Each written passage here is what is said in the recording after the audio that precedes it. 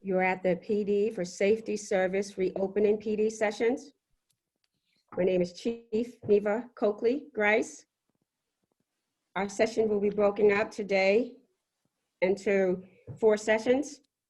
The first one will be held by Jillian Kelton, Communications and Coordinations of Support for Students Impacted by Community Violence.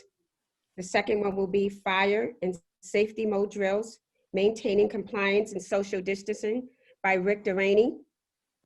Role and assignment of safety service officers, collaborating with school-based teams and what to expect by myself, Chief Neva Coakley. School access control changes to support safety, health, and wellness by Kim Pelletreau. First up, we have Jillian. Hi, everyone. My name is Jillian Kelton. I'm the Assistant Director for Safety Services. My focus is on intervention and prevention. I'm going to share with you just a little bit about my work this summer and what's been going on since students have been out of school on summer vacation. So one of the things that I've been working on this summer is having weekly meetings with the Mayor's Office of Public Safety, the Department of Youth Services, the District Attorney's Office, the Boston Centers for Youth and Families, and ROCA and JRI. In these meetings, we've been doing intensive case conferencing for our highest risk students. And when I say highest risk students, I mean students who are displaying multiple EWIs around mobility, attendance, behavior, and those students are also defined as highest risk by being the most likely to commit violence or be a victim of violence committed to them. This information that is obtained through these meetings, I then share out with school leaders and school teams. This is for BPS purposes, this is an information gathering, not an information sharing meeting. So then this information is used at the school and by school leaders and the support teams to create wraparound services for students that will continue on into this school year.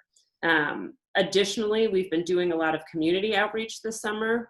In response to community violence, we've been outreaching to families living in areas that have been directly impacted by violence. And we've been working with behavioral health to do that, reaching out with social workers to offer supports and resources to families who might need it. And we've also been coordinating with the Boston Public Health Commission on that and the neighborhood trauma teams. Also, I've been continuing to have regular communication with the Department of Youth Services around detained and committed youth to make sure that we provide academic continuity for our students and to provide continuation of social emotional supports as needed, and to ensure that these students are remaining on track and connected to BPS.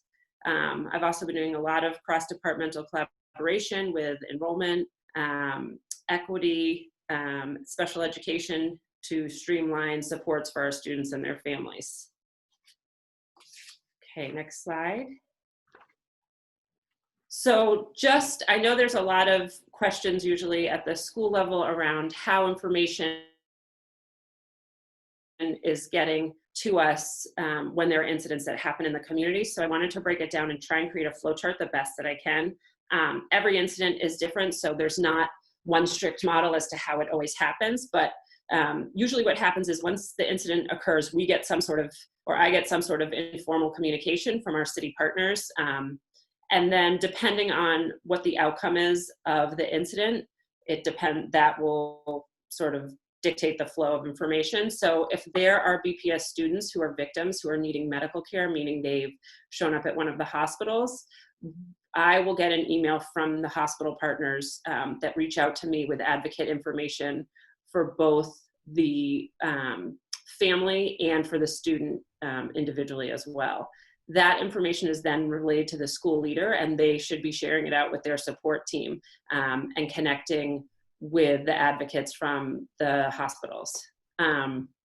If there's an incident in the community that results in damage like shots fired, ballistics, shots going into people's homes, I get confirmation on that incident. After getting the informal communication, I'll get confirmation from the Mayor's Office of Public Safety. I'll then run the address through Aspen with the help of enrollment to find out what students, BPS students, are living in that area, and I can see what schools they attend. And then I'll reach out to the school team so that they will now have this information and they can reach out to those families. I'll additionally give the schools neighborhood supports or community supports that they can offer to the families beyond just what we have in our buildings. Next slide. So the hope is to continue this work during the school year. I'm going to be providing direct service to schools to enhance and create systems around SST and structures to support this student base, to provide consistent and structured communication so that we're making sure that we're connecting our school supports with our community supports, transparency for families and students as they navigate difficult issues, proactively using data to identify potential schools or students who may be in need, and then also initiating cross-departmental collaboration to support these students. This past year, the schools that I was most often working with are listed here: Excel, Madison Park, Charlestown, Brighton, the McCormick, ACC, New Mission, and Tech Boston. So I think part of this professional development is also to let people know that my position exists. My position has only been in existence for a year. So to really make sure that school leaders and school support teams and administrative teams have knowledge of the work that I do. So if you ever have a question, or if you ever have a concern or an issue about a specific incident or a student, or even a general one, that you can reach out to me at any point in time. Call me, email me. I believe that all of our contact information is at the end of this session, or we can just post it in the chat. Please feel free to do so. If you have questions about students who may be being detained at DYS, or if you're not sure, or any students that you have general concerns about, please feel free to reach out to me. So that is my session. Does anybody have any questions? If you want to post them in the chat. If not, we're just going to move on to the next session, which I believe is Rick Duraney. Good afternoon, everybody. I'm Rick Duraney, Director of Fire and Safety and for the district and emergency management. So my requirement today is to talk to you about our being required to do our fire and safe mode drills this year. We still are required to do them per the state fire marshal, the fire drills. We have to make sure that we do these drills in a timely manner as soon as possible. We need to make sure that all the occupants are familiar with their evacuation routes. With this, we need to make sure that everybody who is required to wear their PPE wears their PPE. During these drills, we have to do our best to social distance, and that's not going to be easy. So we should talk with all the students before these drills do take place to make sure they understand their requirements, what's expected of them, to do their best to socially distance when they're leaving their buildings. And when they do get outside, we expect them to socially distance. So what I would ask is to run through this with the teachers only before the kids get back to school.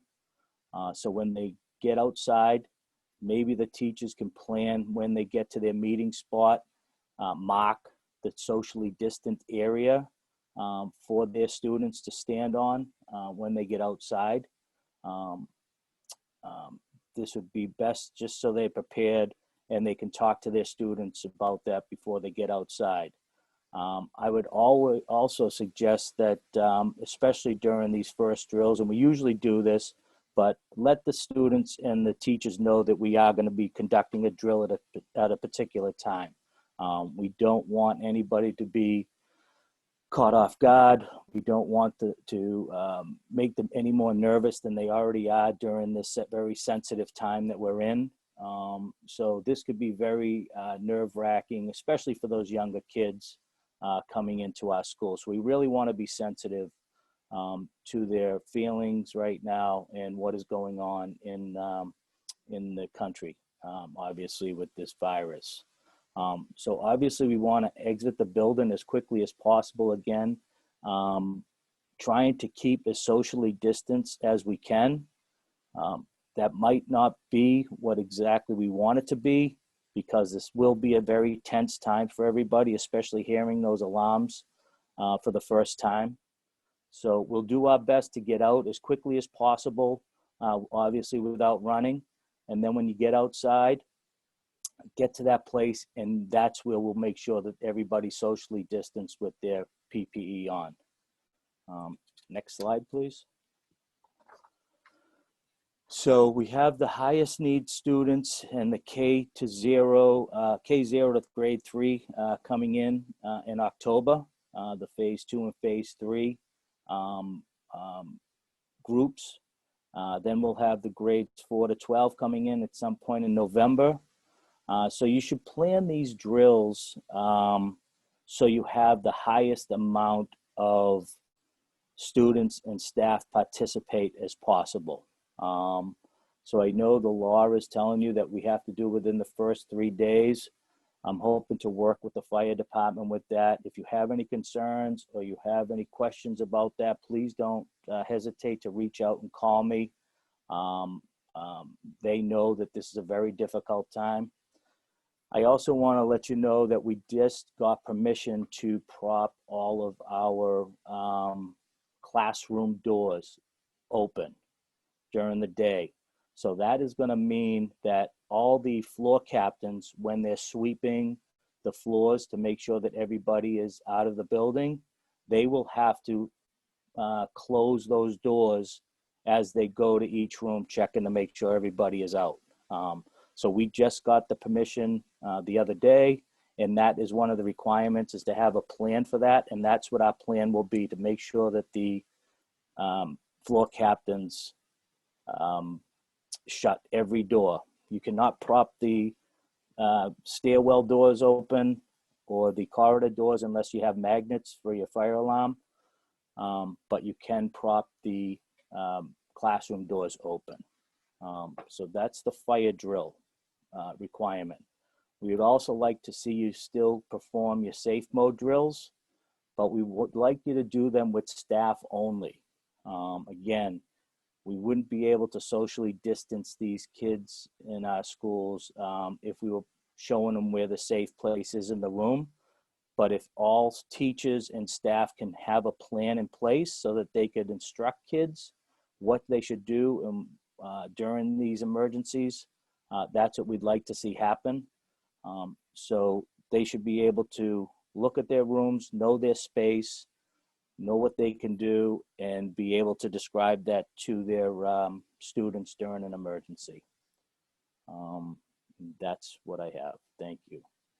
If there's any questions, we'll look in the chat.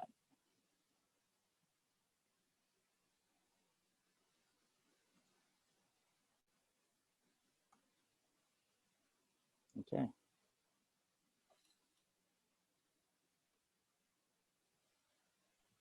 Neva, you're just muted. Chief, sorry. Carry on. Okay. Role and assignment of safety services officers, collaborating with school-based teams, and what to expect. First, I'd like to kind of introduce myself. I spent my formative years as a Boston public school student. Upon graduation, I left Boston to attend Hampton University in Virginia. Once completed, I returned home to Boston to join my family and raise my son, as I began my 27-year career with BPD in the city of Boston and in the neighborhoods I love and still live in today. As you begin hearing the objectives of safety service as a whole, I would like to share with you my vision for the Boston School Police moving forward.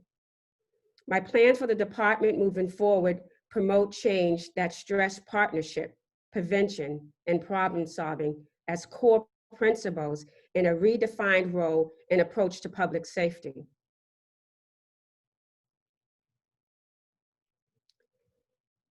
My plans for the department will be the changes that stress partnership, prevention, and problem solving as core principles in a redefined role and approach to public safety in the school environment. These benchmark principles will serve as the foundation for reform-minded changes to administrative practices, trainings, operational strategies. I plan on an innovative approach that stresses community and student engagement through an intervention and supportive lens, restorative justice models, youth enrichment, and flexible training for staff. This will further support the development of safety service as a partner in the education of our children in the 21st century. I look to the future of our department as a proactive, service-oriented unit that promotes partnership, prevention, and problem solving and uses enforcement as a last option. We will work with BPS and city partners to reposition the department as a productive and efficient contribution to the education and safety of students and community members. My 54 officers and 18 superior officers are unarmed and licensed as special police officers under Rule 400 of the Boston Police Licensing Unit. We have jurisdiction, including options to arrest, on all property owned or controlled by Boston Public Schools. We closely collaborate with all administrators to provide a safe and productive environment for our students, staff, families, and partners. We observe students' arrival, their transition throughout the building, and dismissals. But more than that, we are an intricate part of the fabric in the school community's culture and environment. We serve as coaches, as mentors, as instructors and educators, even while ensuring all come and go safely. We establish a recognizable image that has fostered a sense of familiarity and stability for more than 55,000 students. In my short 6 weeks, I've begun to instill the core principles of positive engagement and self-empowerment. We embrace a new philosophy that centers on relationships, prevention, and community. This shift in the narrative will promote the department as a partner in the shared responsibility of educating and protecting our children and the community members. The slides below reiterate my objective.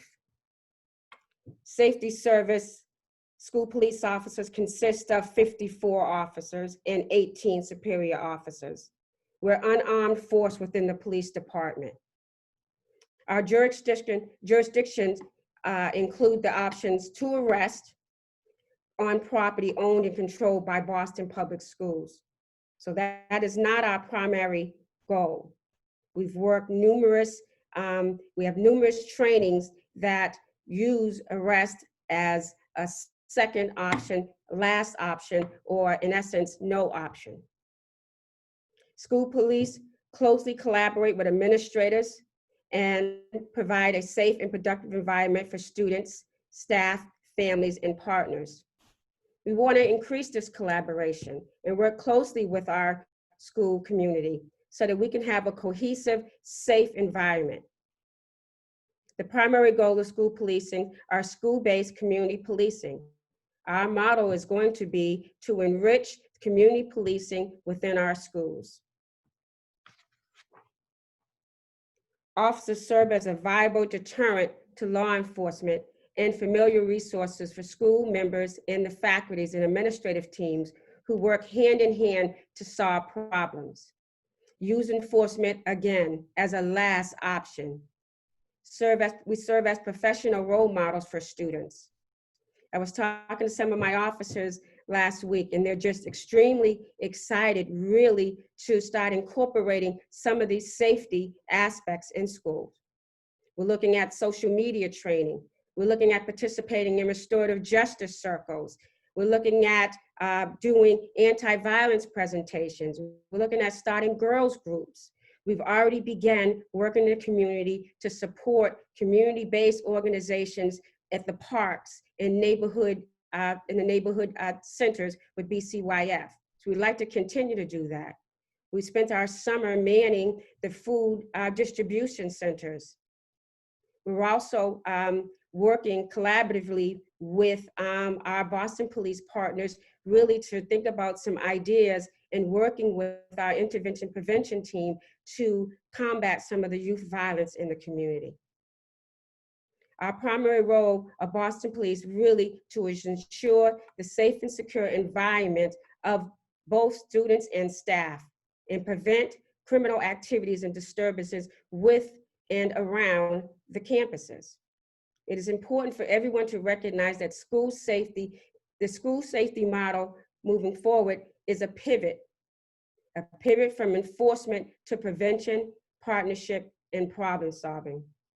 I look forward to working collaboratively as it is my belief that we all have the same goal: a safe, stable, supportive environment for every student, administrator, and partner in our schools. Thank you.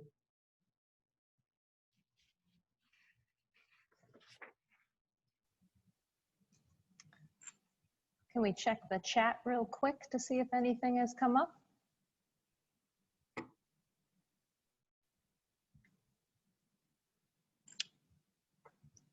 Okay, we'll take a look at the chat at the end of the last presentation, which we're about to start now. My name is Kim Pelletreau, Executive Director of Safety Services. And this portion is school access control changes to support safety, health, and wellness in all of our school communities. This is a frequently asked questions from school leaders and staff about changes to building access in support of compliance with COVID-19 and ensuring the health and wellness of all students and staff. One of the major changes will be that parents and guardians are no longer allowed in the building during this period, yet to be determined how long that period will be, and nor will staff from partner agencies. Within each of your individual schools, I know there are several partners that are operating virtually, so we hope that that continues in promotion of your school community moving forward as students start on the 21st. One of the exceptions as of this week was BPS facilities service contractors being allowed in the building with proper identification, and PPE is always required. They should follow the same sign-in procedure unless notified by facilities that they have an alternative procedure. Examples of this are if your boiler goes down, if you have a tech issue, if there's something that needs to be repaired immediately that impacts how your building functions on a day-to-day. This does not include capital projects. Those will be done outside of the normal school day. Student pickup in the event of a sick or injured student has also been a frequently asked question. In collaboration with Health Services and Suzanne Salter-Bennett, her team, we've come up with the following protocol. The school nurse will obtain the name of the individual authorized to pick up the student. The nurse will relay that information to the main office or designee that's monitoring any adults that do come to the building for access. The office staff will verify the identification as you normally would when that designated adult arrives to the exterior of the building via camera and intercom. And then the student should be escorted to the designated exit for a visual handoff to the authorized adult. So ideally, the student is escorted, if possible, to the exterior, right outside the main door or whatever designated door is being used, and handed off to that adult after they're verified as the adult that's picking up. Ideally, we could use an exit that's closest to the isolation room, particularly in a circumstance where students are showing symptoms of COVID-19 or other symptoms as determined by the nurse. If that is not possible, you use the exit that's closest and most viable for the adult to come to and meet you on the exterior. Our recommendations for communication and signage. We would like to communicate these changes and exceptions to our school communities, including parents, prior to the first week that students are on site. We would like to have it sent to BPS families via the superintendent's office and via each school leader's individual school community. If the district is not able to provide signage to this effect, we will work with school leaders on a template so that they can post that at their own school. and potentially have a handout just to inform their school community and parents and guardians that this is the school contact information. Should you need it, please call, and they'll set up an appointment virtually or a phone call as soon as possible. It is our hope that Safety Services and our intention that we, along with other central office staff, will support arrivals at schools and dismissals when possible, to be having conversations and support our school staff as we re-enter into buildings and reopen in this unprecedented time. And we want to make sure that all of this messaging is very clear to all the staff in the building so we can support this consistent theme of health and wellness being a priority in each building. For those of you that aren't familiar, SAF 12 is the School Access Control Superintendent Circular, and LGL Legal 4 is the School Visitors Guidelines. Each of them will receive an amendment that will preempt the circular, indicating some of the important changes. And at the end of the day, we do want to ensure that although we're dealing with this very challenging circumstance in COVID-19, it's important for all school staff, administrators, and safety teams within the school to maintain the general SAF 12 compliance that's mandated through the circular. Keeping exterior doors secured at all times. If they have to be open, somebody will be using multiple entrances. Make sure that you staff that entrance appropriately and know who's coming and going from your building. When everyone is safely in, those doors should be secured. They shouldn't be propped again unless someone is there and someone is monitoring who is coming and going. All staff should have their BPS IDs and display them. Make sure that individuals that are allowed in the building for some sort of emergency, which is extremely, extremely limited. When you're verifying if you're handing off a sick young person or in the event of emergency and someone is accessing the building, make sure that you identify them. Take the time to do that while they're outside. That's what your cameras are for. That's what your intercom is for. And if you need support from another staff member in the building, please get it. Individuals must have an appointment in the event that they are coming. But as we said, this is very, very limited. Main office sign in and sign out. In the event that a facility service contractor comes to the building and they enter at the main office, they should sign in there. They should have their BPS ID. In the event that they do not, that should be reported directly to your area manager.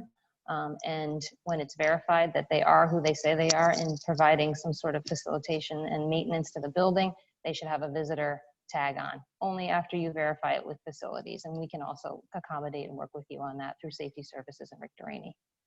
And just make sure you have a designated waiting area. Right now we have isolation rooms for students that are sick or presenting with other symptoms, but in general, you should have a designated area in the event that someone has to come in. As promised, this is our contact information. This session is also being recorded, so you'll be able to go back, share it with your colleagues. We encourage you to do so.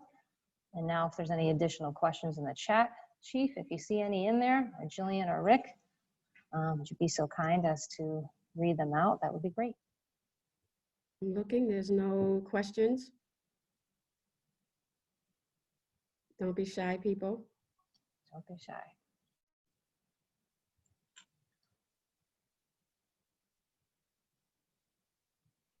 I said, no, thank you. All right. Thank you, guys. Thank you, everyone. Thank you, everyone, for participating today. Take care.